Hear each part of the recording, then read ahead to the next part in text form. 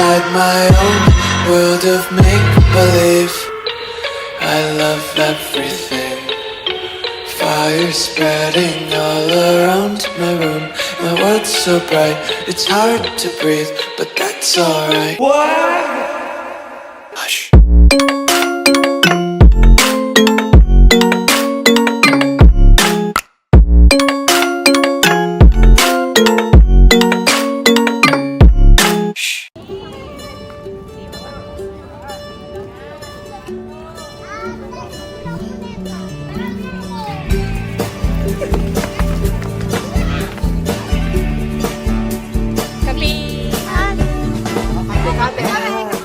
Mayroong pagkakaiba. Sa tingin pa lang ay makikita na iba't ibang kagustuhan, ngunit isang patutunguhan.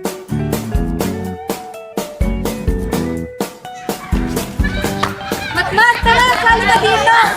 Ayoko nga, pambabae lang yun eh. Hoy!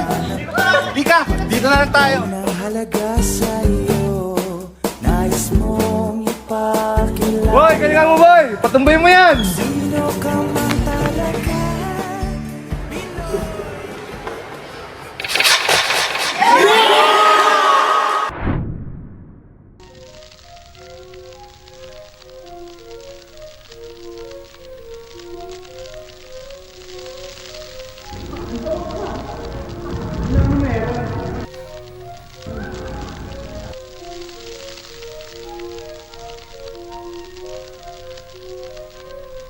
Hindi! Hindi! Wag!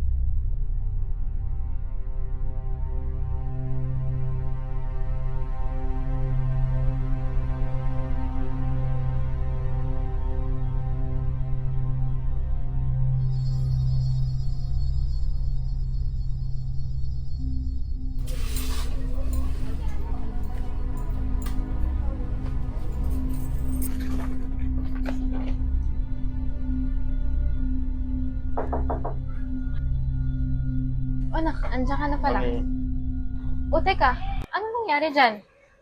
Ha? Tsaka ano yung bit-bit mo? ito mi, basura lang po. Tsaka ito, layo pa sa bituka. Dahil mi, nagka-physical lang po sa basketball kanina. Ako, You know, talaga. with the girls. Siguradong okay ka lang ha? Aba mi, kaya Ah, pa. nga pala. Nakita ko binabasa mo na naman tong libro ko ha. Kumukuha ka na naman ng inspirasyon sa akin. Alam mo ba, nung sinusulat ko to, ito yung mga panahon na pagsusulat pa lang meron ako. Hindi nga ako natutulog nun para mahabol ang deadline ng manuscript ko eh. Maraming rejections, pero although maraming rejections, may iilan namang naka-appreciate ng gawa ko. Isa meron yung tatay mo. Lagi naman sinasabi na ako raw ang best storyteller. Eh, as if namang hindi rin siya nagsusulat. Ang daddy mo endlessly spoke kasi about that time ruling me in writing. How I really adored following first passion. Someday ma.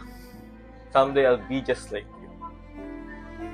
Gusto ko rin na makapagsulat balang araw para sa mga tao na hindi kaya express sa salita yung mga nararamdaman nila. Hindi ba gano'n naman talaga dapat yun eh?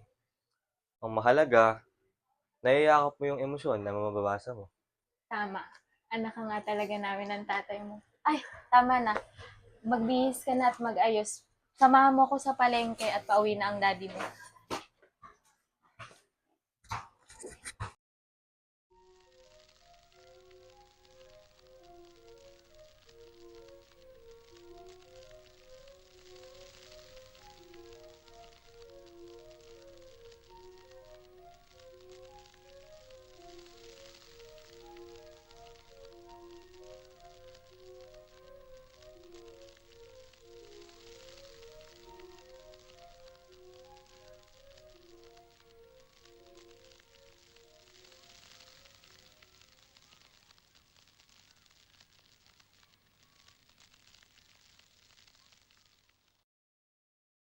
Ano ka nagsulat na?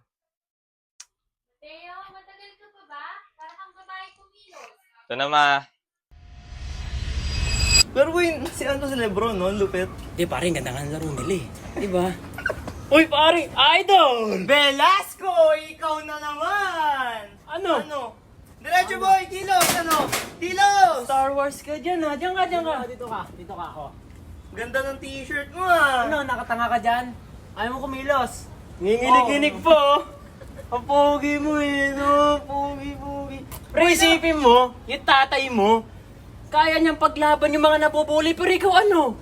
Nanginginig ka lang dyan. Sabakin na kaya natin to. Para Ano? Ganyan ka na lang? Laban na yan! Laban yan, boy! Diretso, Kilos! Dalihan mo na. Pati, gising na. Umaga na. Napagluto na mami mo. Late na naman siguro natulog yan. Kaya ganyan ang oras ng gising. Oo nga eh. Kaka-gadget na siguro yan. Dapat limitahan niya yung pagka-gadget niya. Ikaw kasi. Sorry na. Morning!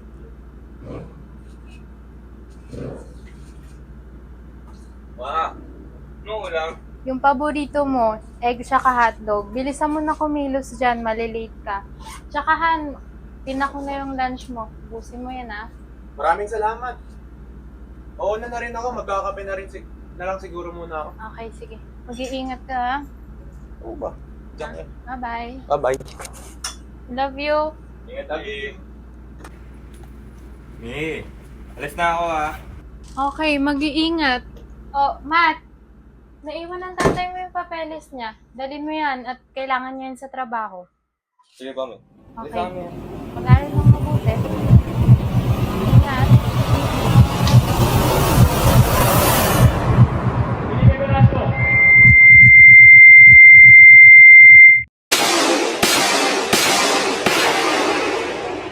Ano yun? Sino yun?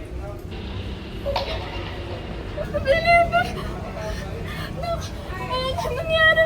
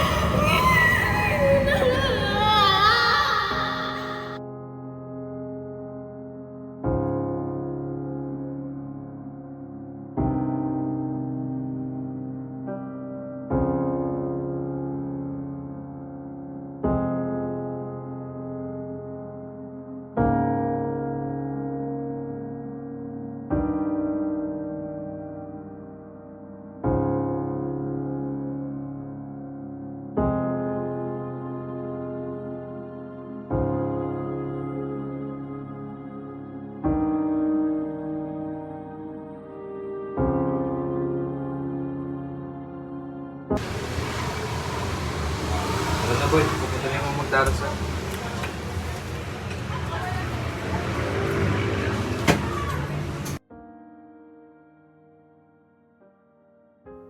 Ano pre? Kompleto na ba lahat? May kailangan ka pa? Mga papangalan para sa magdala. Ay, ito si Nandun na, nasa kusina. Okay na lahat. Guys, tampo sa pagpunta sa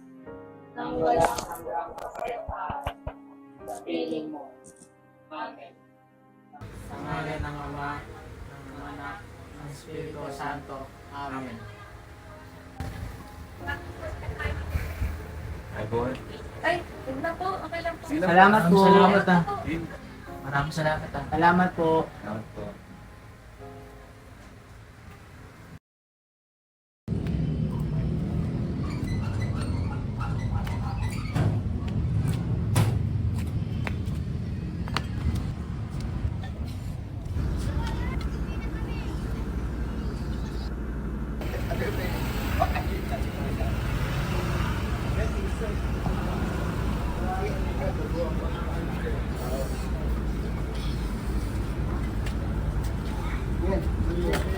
Tutulog na ako. Yung ka? Kung magtanong, hindi ba halata? Bitawan mo nga ako! Ano bang pakialam mo, Mateo? Nung pinaril ba yung tatay mo, may ginawa ka? Wala! Kung una pa lang sinabi mo sa akin may Nilasing ka death siya, lang. hindi sana tayo nagkakaganito! Buhay pa sana si Felipe! May asawa pa sana ako! Minahawa ka!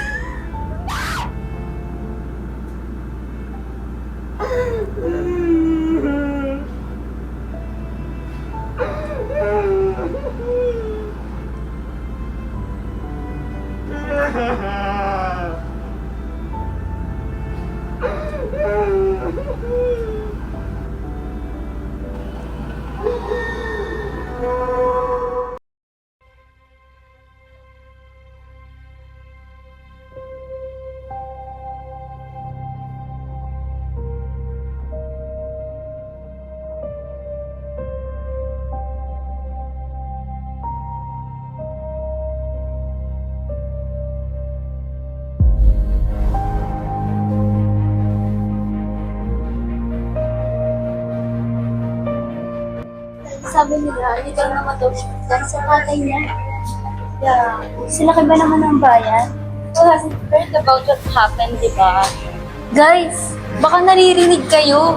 Baka isumbong na naman tayo niyan sa mami niyang lasinggera. Nga pala, okay na yung mga equipments natin, pati yung mga materials. Pero bago yun, pwede tayong mag-lunch muna before tayo mag-proceed sa gagawin natin. Okay po. Ano yung tinitingin-tingin niya? Nasisiraan. Baka naaalala na naman niya yung tatay niyang patay. Pwede ba? Tama na? Ano nangyayari sa'yo? Iligay nila. Visit.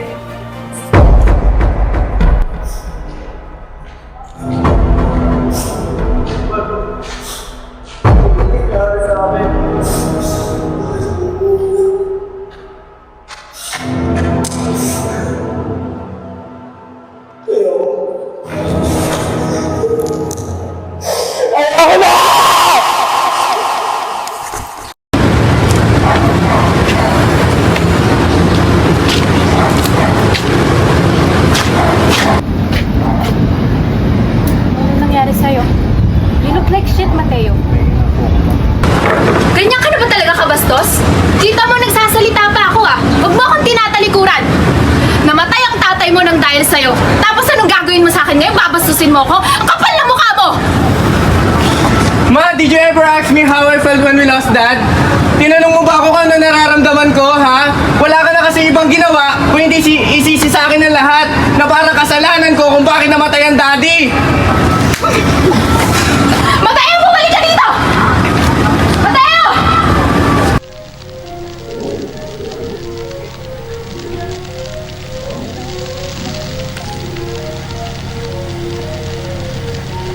Oo, ando na tayo. Di ko agad nasabi yung death threat si Dad. Pero bakit parang kasalanan ko lahat? Kasalanan ko ba na napangunahan ako ng takot? Alaman niyo ba sino yung pumatay ko?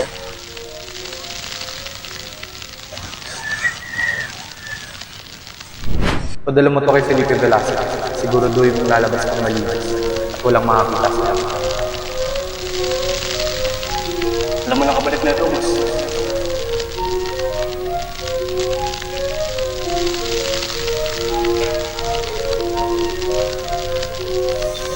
May pag-iiganti rin kita, kuya.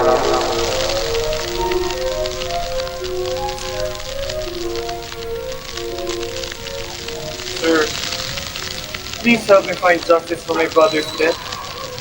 Hindi ko na rin po alam kung saan pa ako hihingi ng tulong. Miguel! Alam mo, bata ka rin ng media. Hindi sa lahat ng oras, pinapakita lahat ng bagay. At lalong hindi sa lahat ng oras, nandyan ang pagiging batas.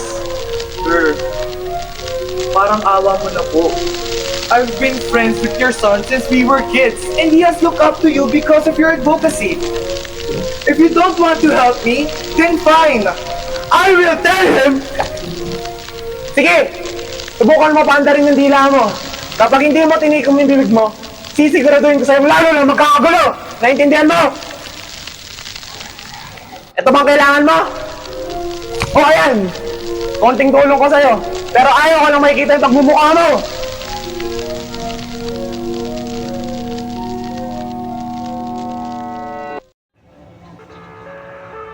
Ang Diyos ang naging daan ng aking kalakasan, na kahit kinalakihan ko ang diablang umaaligid sa aking konsensya, na walang tigil na gumagambala sa aking nakaraang hindi mapagpalaya. Nandito pa rin ako. Alam ko ang katotohanang lubog sa malalim na kasinungalingan. At ang tanong, sino ang pumatay sa aking ama? Hindi ako, pero bakit ako ang itinuturo? Maraming nangyari, ngunit ako ay naliligaw sa katotohanan na pangati. Kasabay ng upos ng sigarilyo, ang pagsiklab ng aking hinanakit. Sino at ano nga ba ang totoo? Hindi ko malaman sapagkat ako ay tila nasa katawan ng ibang taong miski anino ay hindi ko makilala. Ang lahat ba ay imahinasyon lamang? Hindi. Panaginip? Paano ko masasabi? Hindi ko ahawak ang katotohanan at miminsay, hindi ko naaninag ang pinanggagalingan ng liwanag. Yan ang pakiramdam ng isang kaluluwang ikaw.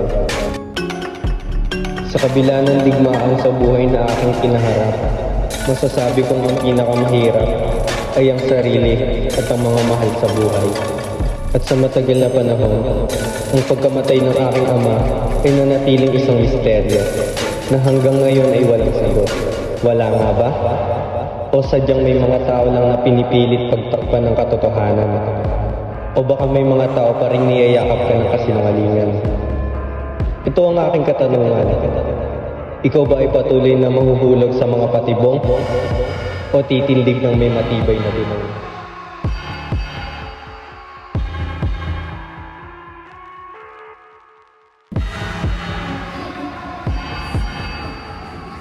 O baka naman meron pa rin alagad sa isang kapatid lang. Ikaw, piliin mo maging alagad ng karungan, hindi maging alipin sa kaiman. Dahil ang alagad ng media ay hindi nasisilaw ng pera at dami hindi tinatalikulan at lumaki sa kahirapan.